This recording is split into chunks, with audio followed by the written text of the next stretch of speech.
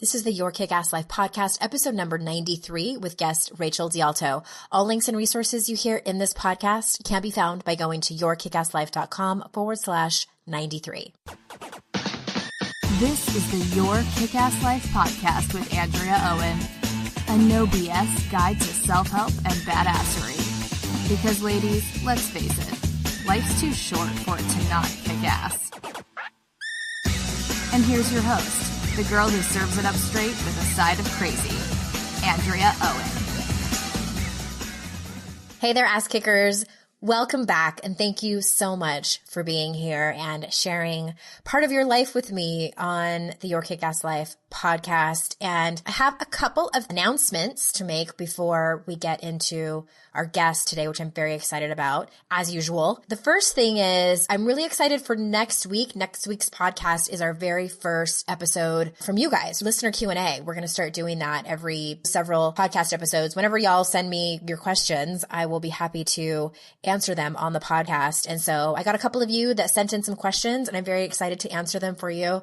That will be next week. So if you have a question that you would like me to answer, please feel free to send us an email at support@yourkickasslife.com, or you can reply to any of the emails that come from us.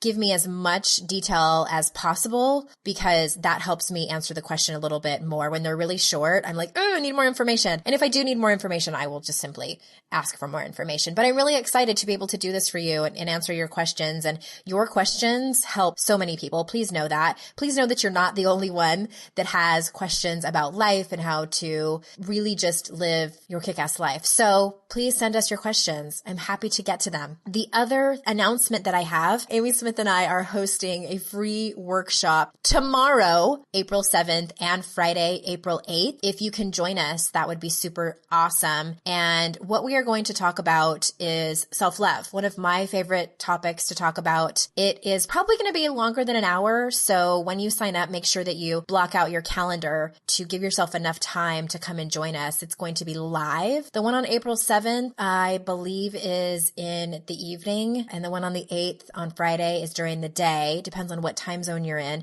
But if you go to theselfloverevolution.com, easy peasy, you can pick one and sign up. We are going to talk about things like how to speak kindly to yourself instead of beating yourself up. We all know that's one of my favorite topics, right? We're going to talk about how to gain more self-worth and self-confidence. We have one tool that we're going to give you. We're really, really pumped about that. And we are going to talk about dealing with your emotions, feelings, instead of blaming, lashing out, avoiding, hiding, falling face first into a bottle of wine or an entire pizza.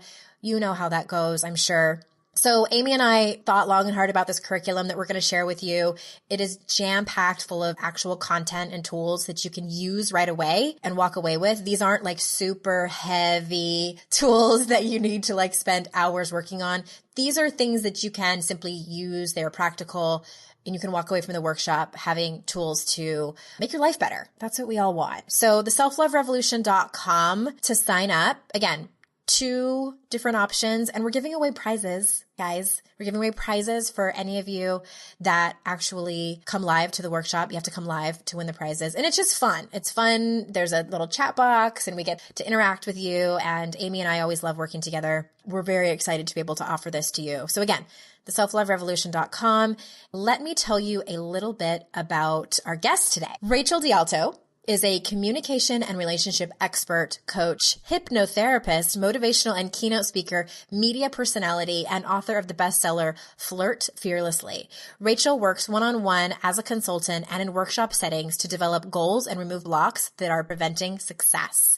Rachel has been featured on a multitude of media outlets like Good Morning America, The Today Show, Access Hollywood, The Steve Harvey Show, Fox News, Cosmopolitan, and Glamour. Rachel is also a frequent TEDx speaker and an actual personal friend of mine. I love this girl, and I think that you will love her too. So without further ado, here is Rachel. Hey. I met Rachel at Soul Camp, and what was funny is that they paired us up.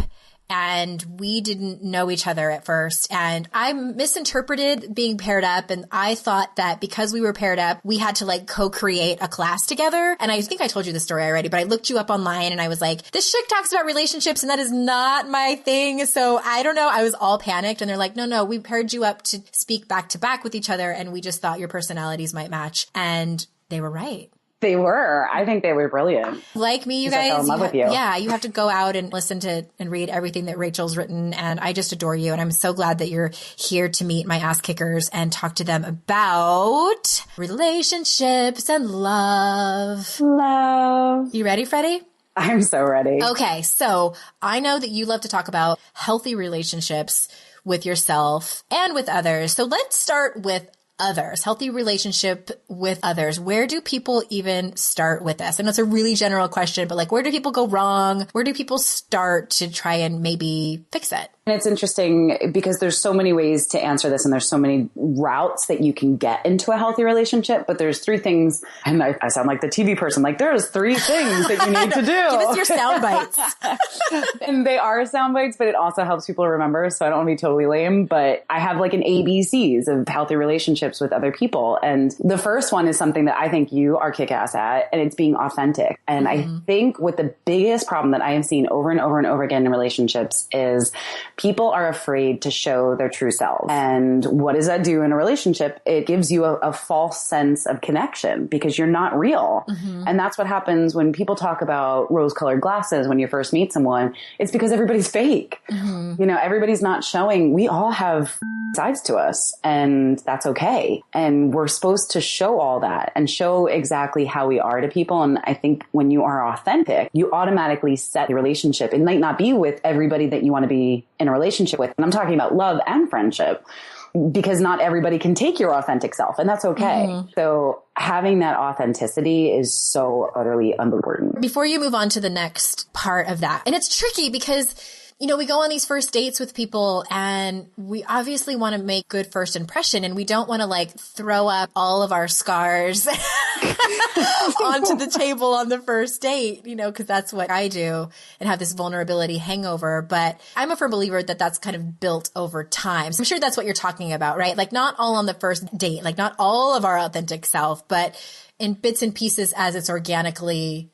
let out, right? Exactly. And don't feel like you have to be a different person. When I think about authenticity, it really is embracing your quirky side, embracing your nerd side, embracing all the sides of you that you might not think are adorable and lovable, but they all are. And then, yes, eventually getting to that deep vulnerability with a person. I think authenticity in that sense is definitely something more down the road when you have a connection. But again, yes, being authentic with them and letting them know what your pain points are and finding someone who you feel safe enough to trust with them. And that's a big thing. Yeah, it's so funny that you mentioned that because a few months ago I talked to my audience a lot about like having that one person that you can tell like all of your story to, like all the parts of yourself that your inner critic makes up. If you tell someone that, they're not going to love you anymore. They're going to reject you. Like we all have those stories. And my person is my best friend, Amy. And so I was telling her this thing, like I had this revelation about something and I was telling her about it. It was pretty vulnerable and it was really kind of raw as it was happening. And I thought to myself, and I said it out loud, I'm like, I should probably tell Jason about this, even though it didn't have anything to do with him. It was my stuff. And Amy's like, you absolutely should tell Jason about this. And it took me a few days, but I did talk to him about it. And I was really open and told him, and I said, this is like an example of something that I deep down make up, that if you knew this about me, that you wouldn't love me anymore. And my friend made a good point, and she's like, you can't expect him to be vulnerable with you if you are selectively vulnerable about what you put out there. So I was like, damn it, totally got called out. Yeah, so true. I mean, absolutely. And that's the thing. And you're going to get what you give. Absolutely. Okay. So did you talk to him about it? I did. Okay. And it went really, really well. And I like to tell these stories to my audience because I think some people make up, I have this like perfect marriage and everything's really easy for me to share. And I did notice that like I didn't make eye contact with him. Like that was still kind of hard, you know, and I'm like fidgeting with the pillow. But, you know, once it's done and over and he didn't run away screaming and he just like nodded his head and was like, yeah, I could see how that would be hard for you, you know? And I'm like, oh my God, the world didn't like stop turning. Isn't that amazing? I know. It still can be hard with people that we're married to, but it's important. Yeah, absolutely. I love that. So you ready for number 2? I am ready for number 2. Yes, please give it to us. Number 2, which is actually B, is all about boundaries. And that's really something that I think, I'm sure you talk about this as well a lot. And what I see in healthy relationships is that people know that they're allowed to set boundaries and you don't have to give everything of yourself and receive nothing in return. And you know that you have people and everybody has that person in their life that doesn't respect your boundaries. And every time that you feel like you have to talk to them or meet with them, that they suck that energy out of you. And it leads us into our discussion about that relationship with ourselves, but it's a line of respect. And that's something that I see over and over is so necessary in a healthy relationship, is having that line of respect. And people think, how do boundaries help me in a relationship? Doesn't it mean that I'm closing myself off or cutting a tie or something? And the fact is that when you set a boundary, it creates respect from the other person because they see that you have some sort of form to you as opposed to some amoeba, which just kind of goes with the flow and expands and contracts based on the other person. And the energy that you save from that allows you to be present and really step up into that relationship in a healthy way. Mm-hmm. Boundaries. Ugh. I think boundaries is so tricky for people because I find that a lot of people look at boundaries as like it's black or white. Either I completely cut this person out or I let all of them into my life and let them like suck all the energy out of me. And that doesn't have to be the case. What I recommend to people is if you feel like you are in a place where you need to set a boundary with someone, learn all you can and read all you can about setting boundaries. Like there's so many self-help books that are great out there about boundaries, or talk to your therapist about it. I think that setting boundaries is kind of like an art. You know, it's like, yeah. And it's not just the setting of the boundary, it's the following through. Because when you set a boundary, that boundary is bound to be crossed by that person that you've set it with. So it's like, what do you do in those moments? I see a lot of people, you know, kind of like renege the setting of it and just kind of fall apart and don't know what to do. So the follow through is difficult as well. Yeah. And it's one of those things too. It's not just in those romantic relationships, but I had a situation, for example, where I had to set a boundary with a friend. And I don't think to this day that she knows that I set the boundary. Her name is Bandria. Yeah, just poor Bandria. We'll just call her Drea. But this woman, she is amazing and sweet and awesome. But there was a lot of necessary contact on her part where I felt so overwhelmed with every conversation because she did so much. And I had to cut back a little bit. And it wasn't that I don't want to be friends with her. It wasn't that I don't want her in my life. It's just I know when I can do that and when I can't. And when I can't, I need to step away from it and I need to protect myself and my own energy. It doesn't have to be she's not my friend anymore because like a drain sometimes. You know, we've been friends for 20 years. Mm-hmm. So I have to keep her around, or I don't have, but I want to. And when I can set that boundary and say, okay, I don't want to talk to her now. Mm-hmm. I'll talk to her tomorrow. I'll call her back another time. You know, it gives you kind of that flexibility to still have these people in your life, but understand that you don't have to always give yourself up to them and just be a free flowing ball of energy. I'm curious about it because I think that this happens to a lot of people and I love your examples. I want to ask, did you have a conversation with her or did you just sort of like take control of invitations you will and won't accept? Oh my gosh, I've done this before. I did this in my 20s and I now feel so bad about it. I just ghosted somebody. You know, like back then we didn't have a term for it, but like that's what I did. I feel badly about it. And I even wrote about that in my book and I kind of want to like make an addendum and just be like, don't do that. I don't know. What is your take on that and what people should do? I definitely have ghosted my fair share of people, men and women in my life that I couldn't handle. But in this case, and especially in a case where you do want a relationship, we're talking about healthy relationships. We're not talking about healthy endings. Mm-hmm. You want to be as honest as you can be without being hurtful. And I didn't ever have a conversation with her about it, but I didn't always accept the call. I didn't always call right back. I kind of set the pace for the communication and the contact in a way that felt good to me and let her adjust to that. And not to say that that's the most healthy way to do it, but at the same time, you have to look at who you're dealing with. And if they're super sensitive, to have a conversation and say, you know what, you drain me, isn't going to be as productive as saying, you know what, I'm really busy right now. Can we talk tomorrow or the next day? And yeah, I'd love to get together with you, but I just can't do it this weekend. What about later on in the month or something like that, where you're creating that distance and you're creating some sort of wall, essentially, that's on your terms without coming out and being really awkward. Because sometimes those conversations, as much as I'm all about communication, they're really hard. Right. Yeah. I have been on the receiving end of one of those conversations. And it's interesting. The person did kind of like what you said. And she was sort of like modeling this new friendship that we had. And I asked her and I'm like, what's going on? And she told me. I asked for it. You know, I asked what was going on and she told me, and it was painful. And I know it was really awkward for her. That's just like kind of like modeling a new way of being. And I think too, it's safe to say, like, be prepared for the conversation if that person brings it up and asks what's going on. Sure. And there's a way to do it with kindness, I think. I was just going to say, there's always a way, and, you know, not to skip ahead, but the C of my ABCs is communication. There's a way to communicate anything that's awkward or painful in a way that's kind and empathetic. And in this situation, if I ever had to have that conversation, it would come from a place of, I understand what you need in relationships. I understand what you need from me. I can't give that to you right now, but I love you and I respect you and I want to be your friend, and understanding that all of those awkward conversations, they can be tapered in a way that doesn't feel so harsh. I think we forget that we can take a breath and think before we speak sometimes, right, because we just have so much to say. And the more fired up you are, or the more annoyed you are at someone, especially, oh my gosh, when you're talking about boundaries and people that you're setting them with, a lot of times there's a lot of pain and frustration and anger and sadness set with that person, that those conversations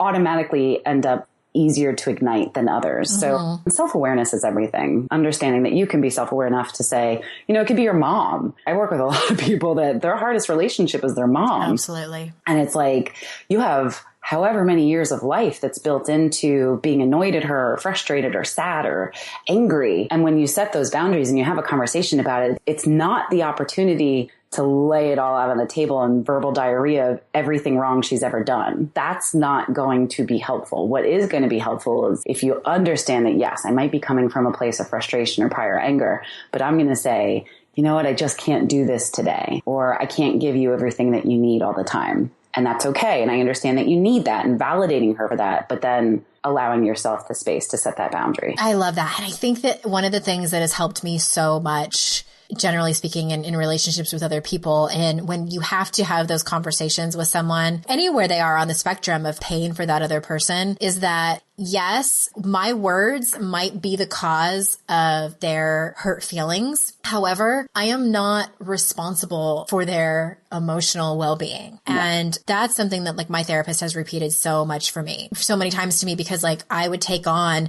the emotions of everyone around me, and especially the people that I cared about, that, you know, it's like I wanted to take care of them. It's a control issue for one, but it's like a caring thing too. You know, my therapist has had to remind me, Andrea, these are grown people. They are humans and they're resilient, and they might be in pain, but you're not responsible for their feelings. Little reminder for everybody else out there. Yeah, absolutely. And also, when you have those really weird conversations that could become very awkward or heated, understand that their reaction to it typically has nothing to do with you or that conversation. You might be hitting a nerve or hitting something that reminds them, and brings them to something way beyond just the two of you. So don't let that be something that deters getting in the way. Hold you back. Right. Exactly. Okay. So you talked a little bit about healthy relationships with yourself. Is there anything else that's really important that we all need to know and take notes on? I think the biggest thing above all, in terms of the way that you present yourself in a relationship in any situation, is to do it from that place of kindness, and to do it empathetically and with compassion, and understand that the more that you do that in any situation, I've seen this as an experiment, even on a flight back from Miami, and everybody was so obnoxious and cranky and tired because it was early. But even in that situation, talking to them from a place of understanding changed the vibe of everybody around me. And we all have that ability. And I think no matter what relationship we're talking about, if you really take a moment to breathe out all of the crap that you take in, that you want to just unleash on someone, and let that go first, and then start to connect with people, it changes everything. Yeah, absolutely. So you also like to talk about healing your broken heart. And I know everyone listening has been brokenhearted before, and maybe some people listening are brokenhearted right now. So what should people do to start that healing process? It's definitely a process. And I think that's probably the first thing to recognize, is that depending on how hard it was broken and how much love was in that situation, understanding that you need to take the time to let that heal. And also really allowing yourself to see the positivity still. And this is something that I see over and over again is when you have a broken heart, you want to hate the person and you want to hate the relationship and you want to regret everything and wish it never happened, because if it never happened, you wouldn't have had that pain. But I think the thing that I have found is the most helpful is to change that perspective and understand that every single relationship has a purpose, and every relationship that you've ever been in has taught you something. And even when you're in that brokenhearted stage, it's hard to see the forest for the trees at that point because you just have so much pain, but understanding that there will be a light at the end of the tunnel in terms of understanding why it happened. And I've been through this. My God, I went through this year where I was totally brokenhearted. And it took some time of nurturing where I would say I kind of went into a self-care hibernation, which to me involved a lot of marshmallows, sleeping, and massages. I mean, not in that order. But it's like when you think about a wound, when you get cut, first you want to stop the bleeding because you would bleed out and die, and that would be bad. So don't die. And then after you stop the bleeding, it's kind of maintenance. It's figuring out, how do I make this pain less painful? And for me, it was really looking at, okay, this ended and that's sad and I'm going to miss this person. But why did it end? And what did I learn? What did I gain from that relationship? Not to say that it takes away all the pain, because I think there's always going to be a scar in your heart from big loves. And I think we all have many big loves in our lives. So the scars are still there, but I think what they are is really kind of like war paint because I've allowed myself to recover from those, understand how beautiful they were in the moment, how essential they were to my growth, and then moving on to a place of, okay, next is bigger and better. And I think that's something too that people forget. And if you are really tapping into this growth, because again, they really are just for our growth and benefit. If you understand that this is for your growth and benefit, each person that you date or love or marry or whatever you do with them next is the next level. So understand that if it's not meant with this person, bigger and better is coming, or at least just better to the bigger. I love that. And that's the whole, like finding the gift that can be so hard. And I think like for anyone listening that's like just fresh in your brokenheartedness, like probably wants to punch us in the face for saying that. I think I punched myself in the face for you. So I get that. And that's where the marshmallows, the massages, and the sleep come in. Right. That's much later. But I think too, like for me, what was really helpful in healing my broken heart is, and this for someone who feels like they've been hurt or betrayed by someone that they were in a relationship with, is forgiveness, is forgiving that person for what they did to you, even if they never ask for it, even if they're still a total dick, is forgiving them. And I think for me, like a huge point in kind of turning the corner really in like healing the broken heart. And I love that you said too, that we don't ever like get to a place where I think we're completely and utterly healed and recovered from it. I think, like you said, like all of us have the names of our, former lovers like scarred on our heart. And that's, I think, part of life. And it's kind of like what shapes us and makes us who we are. But yeah, I thought for me, forgiveness was a big, big part of it. Yeah. Forgiveness is huge. And that's, again, the people that just got hurt by someone who may listen to this, they now are punching us elsewhere. Like, if you only knew what he did. Yeah. And I get that. And I think you made a big point is forgiveness isn't about them. It's not about what they did wrong. And there's a powerful quote that I'm totally going to misquote, but it's talking about there's so much benefit to forgiving someone even when you haven't received an apology, because they don't have to be sorry for you to forgive them, because it releases you from that energetic attachment to their wrong, and allowing that to move forward is a beautiful gift to yourself. And again, it might not happen right away, but there comes a point in any relationship. And I do a lot of forgiveness work with people in other relationships with their families. Oh my God, our families, there's so much stuff attached to that. But once you can forgive that person and move forward, it's such a gift. Absolutely. So speaking of the work that you do with people, talk to us about hypnosis and what you do, because I've been present during one of your sessions and it was sort of like, if I had to describe it to somebody, I'm like, it was kind of like a guided meditation. So is that the same thing? Yes. So, I mean, it's different private versus public. So we did a group hypnosis, and group hypnosis is exactly like a guided meditation. It's meditation with a goal attached to it. So hypnosis is just getting you to a really relaxed place where you can chill out and your subconscious mind is more pliable is a good word for that. So we get in there and we can change limiting beliefs and really kind of insert suggestions to improve your life. So it's not like a mind takeover. Anyone who's ever seen a stage show, those people want want to quack and they want to bark. And there's a part of them within that when they get to that relaxed state and they forget that there's a whole crowd around them, things change. So I can't take over and pilot someone's brain, thank God, because I have a hard enough time piloting my own. Mm-hmm. So in that group hypnosis, we just got to that place and did like a guided meditation. And then I do private hypnosis, which is parts therapy. So we all have a million parts of us that make up who we are subconsciously. And, you know, typically people come to me, even like with weight loss, people come to me to lose weight. And I'm like, well, the weight is not it. There's always something underneath of it. So we talk to the part of them that's having trouble losing weight and we find out why. And a lot of the times it's something so far from what they thought it was. And that's where that real healing comes from. But, you know, you can do a lot of energetic things in hypnosis too. You know, we talked about forgiveness. I've worked energetically to help people forgive their parents and forgive their past lovers and to move on. And it just clears a space for people to move forward in a beautiful way. Yeah. I didn't even know that. That was news to me. I didn't know that you did parts work. I think that's so important. Yeah. It's honestly, I believe it's like the closest thing to magic on earth because it's so amazing how quickly it works on people. If they are open and they're tapped into that change. My favorite story, I'll tell her super quick. She came to me for a fear of flying and she was terrified of flying to the point where she was getting anxiety going on Expedia to book a plane ticket. Oh, wow. Couldn't even do that. And she came to me and she thought it was because of a traumatic car accident that had happened. And it turned out in parts therapy, because we talked to the part over there that was afraid, she ended up regressing back to a time when she was a young child and lost her mom in a crowd. And that was the entire root of it. And now that we found that awareness, she's able to fly. She can go on trains. And it was in 2 sessions. So that's amazing. Parts therapy is freaking phenomenal. I love that. I mean, I haven't done that much work on it myself. I mean, kind of on accident. And I love Debbie Ford's The Dark Side of the Light Chasers. But it's basically like she talks about your shadow side and that we all have this like kind of dark side of us. And I read that book a long time ago in the beginning of my personal development journey. So we'll link to it in the show notes. And you guys, by the way, the show notes are at yourkickasslife.com/93. And we'll link to Rachel's stuff and of course that book. So, okay. Tell us something that you do for yourself regularly that you think is the key to your own self-love. Because I know you talk about self-love a lot. Yes. And honestly, this is going to make you laugh and make people raise their eyebrows. Is it vibrators?